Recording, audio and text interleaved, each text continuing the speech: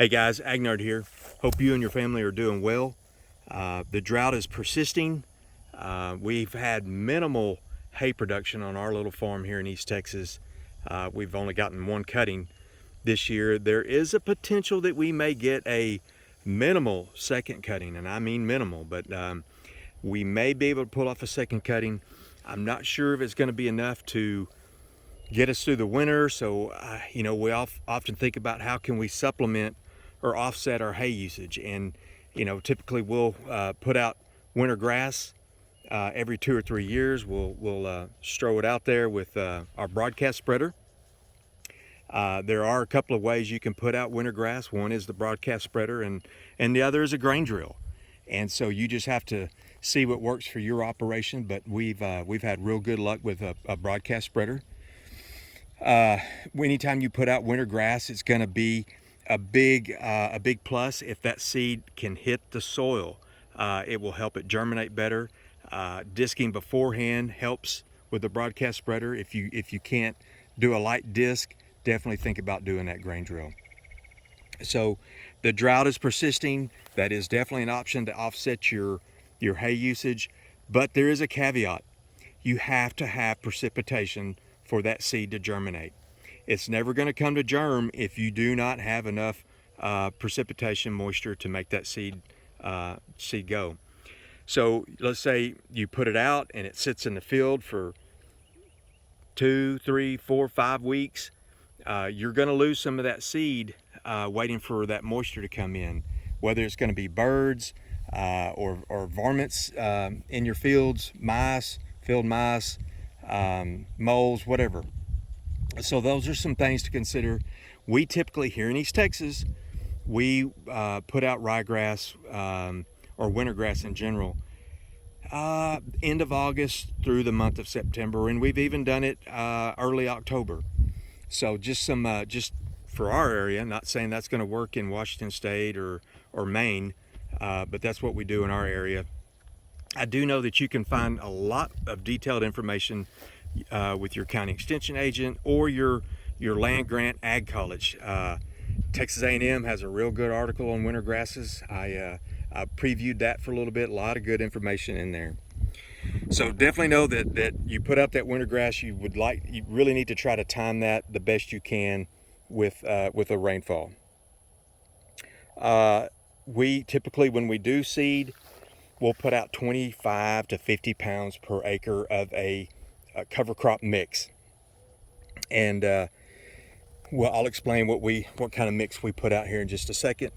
But some other things to consider is that you want to have good soil nutrients. You want to have a good pH. Obviously, ryegrass and clovers and all that do a little better with the proper soil health. And we'll talk about I'll talk about soil health a lot because I love soil health. I love soil science in college. But you definitely want to have that good pH and whatever soil nutrients to make the particular winter grass that you put out. We put out a mix, as I was alluded to. We do about 4 or 5 different grasses. We do ryegrass. We typically do an annual ryegrass. If you're just doing a cover crop, you can just go to your local feed store or the tractor supply farm store, whatever, and buy cheap ryegrass, and it will do a good ground cover. Once it gets going, your cows are going to go and get a bite of it, and then that it'll grow back a little bit, but it won't be great. There are some varieties of ryegrass out there that are cow friendly, a little bit more hardy, that the cows it won't break down when the cows step on it.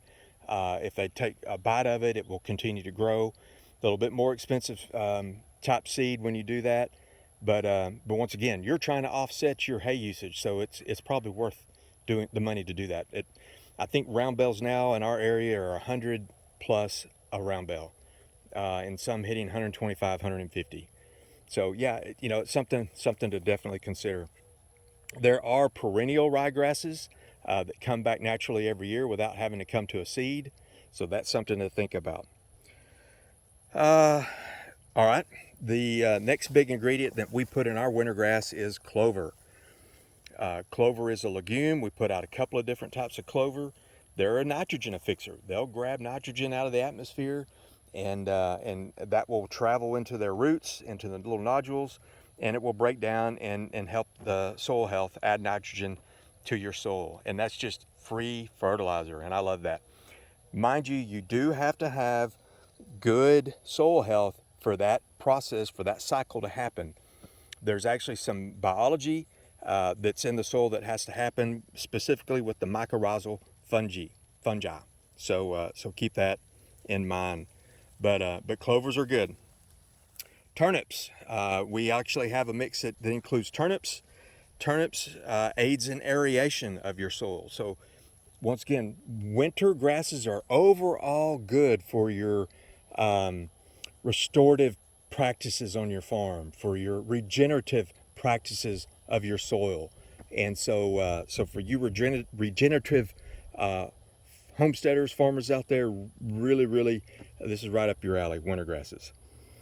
And then we also include vetch and wheat are some other varieties that we'll include in our winter grass mix that we put out.